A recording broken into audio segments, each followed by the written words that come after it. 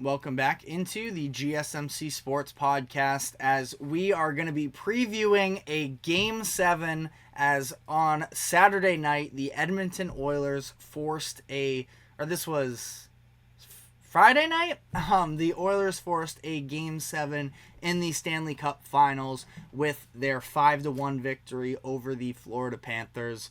And this has just been so much fun to watch unravel as the Oilers were down 0-3 in this series. Of course, we had two pretty uncompetitive series, it seemed like, in the finals between this Stanley Cup Finals and the NBA Finals. And instead, this series has turned on its head. Sergei Bobrovsky finally looks like a mortal once again, and the Oilers have been able to rattle off 3 straight wins. I would say, in a brief standpoint, the difference in goaltending has been the biggest change here, where I defended Stuart Skinner through the first handful of losses as well, but it did seem like for Skinner, who was somebody that was getting very heavily questioned throughout his postseason run with the Oilers, that he was the main reason why I chose to go with the Panthers over the Oilers, is because there was just a level of unknown with Skinner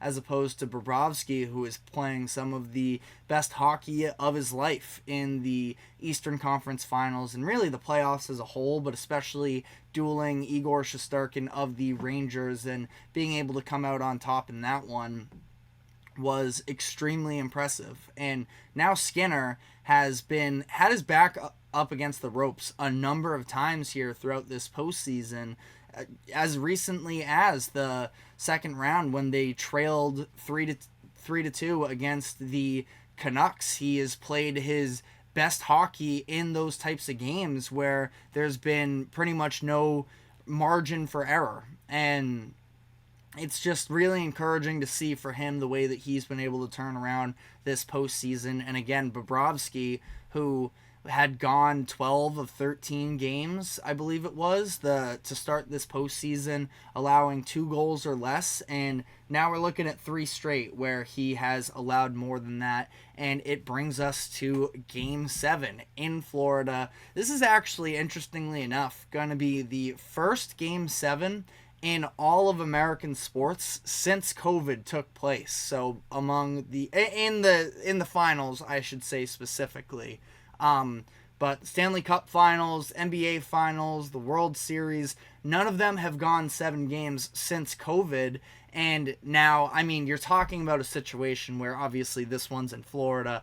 You know, fans are absolutely back, and it starts with the Oilers. I mean, just such an incredible atmosphere there in Edmonton that it's for almost their crowd alone, their must see. And then you take into consideration as well the fact that Connor McDavid, the best player in hockey, is on that side. But speaking of these best players, I thought that it was an incredibly important game on Friday night for Leon Draisaitl, who was just absolutely tremendous in that first period. He was in on the play, the goal in the first period from Warren Foegele, and they're going to need Draisaitl to, come through here. They also got a Zach Hyman goal as well in the second period of this game. Hyman's been the leading goal scorer of the playoffs so far. He had 1 goal in Game 5 that sort of came on, you can say to some degree, a little bit of a fluke, where it was off of I think it was the Bouchard slap shot at the top of the zone that just sort of happened to, not even off of his stick, but just off of his elbow, end up finding its way into the back of the net there. So good to see Hyman get on the board as well. And this Oilers team just seems like it is, really hitting its stride here at the biggest possible moment. And ultimately, on the other side of this, it was probably after that Game 5 that the pressure was really on Florida. Now, going back into that Edmonton crowd in Game 6 seemed like it was going to be a very tall task anyways, but still, now to be back here in Game 7, they are very tense. It's clear from, Maurice, the way that he's been talking to the press since then, and I do actually want to go back briefly here to Game 6, where the biggest play there was the Oilers deciding to challenge the offsides call on the Barkov goal that would have made the game 3-1 and would have kept it a little bit more alive, and especially coming right off of an Edmonton goal would have been a huge shift in that game, but instead, just by inches, it was offsides. It's one that Paul Maurice said he would have never challenged in that instance, and ultimately the Oilers end up getting it there. That was really the biggest moment where it seemed like there was some doubt that the Panthers could potentially win this in a heartbreaking way against the Oilers, but ultimately that goes the other way, and I know that a lot of people aren't necessarily thrilled with making that call in that moment. We have this argument, it feels like, in sports just about every other week of how can you make that call in that moment. It was the right call, and I'm very glad that the refs decided to let it slide in that moment, and let the play go on, because there's no way the human eye in that moment was going to be able to properly distinguish that was offsides, but it was a great call to challenge there.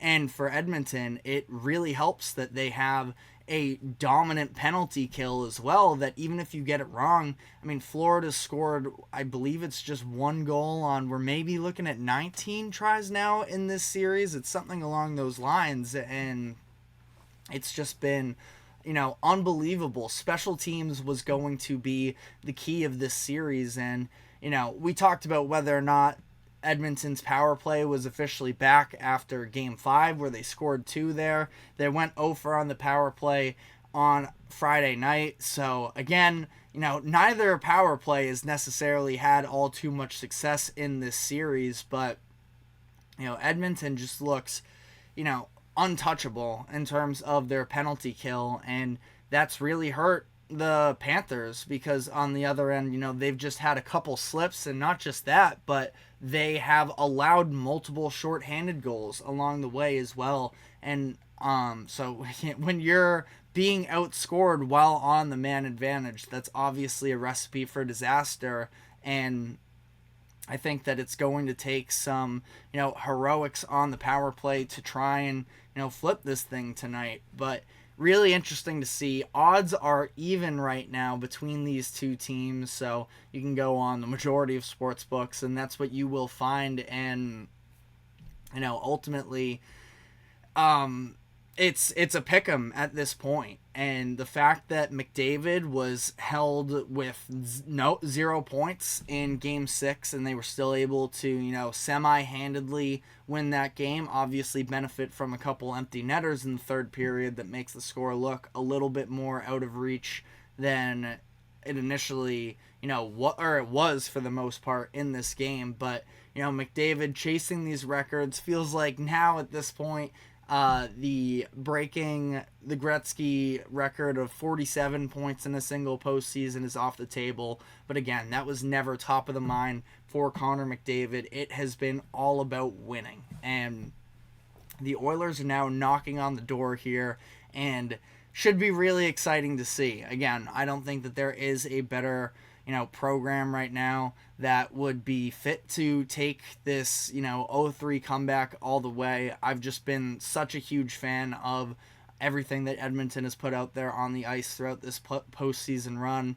And that, all of that being said, I do feel like there is a level of pride that the Panthers aren't necessarily given credit to, where last year it was all about this unfinished business because they ended up beating the record regular season Bruins and going all the way to the finals, only to get, I don't know if curb stomped is the right way to put it, obviously, but they lose that series pretty handedly, and they come back and build up this massive lead. We know this is an incredible hockey team, that there's a reason they were in this position. There's a reason that they were up 3-0 to start this series. They are really good, but we just haven't necessarily seen either the star power necessarily come through in the way that they have up to this point. We've seen the defensive breakdowns. Again, little stuff, but when you get burned on multiple shorthanders because of the over-aggression. I mean, we have seen the Panthers be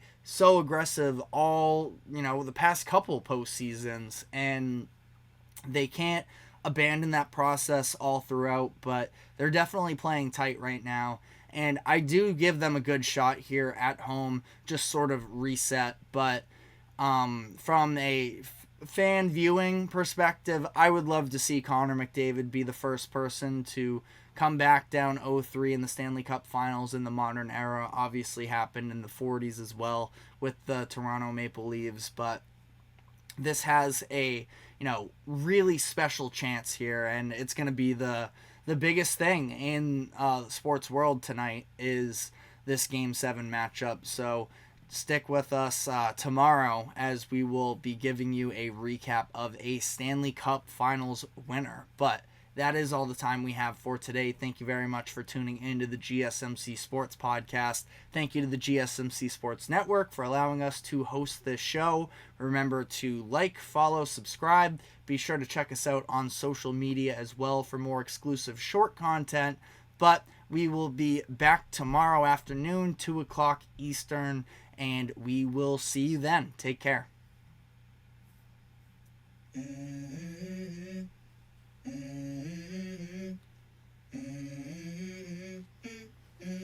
Let's go. I wake up to a little bit of drool on my pillow, feel like it's gonna be a bad day. Yeah, I'm tired of shit, and the coffee ain't hit yet. Damn, ain't that great. I don't wanna go.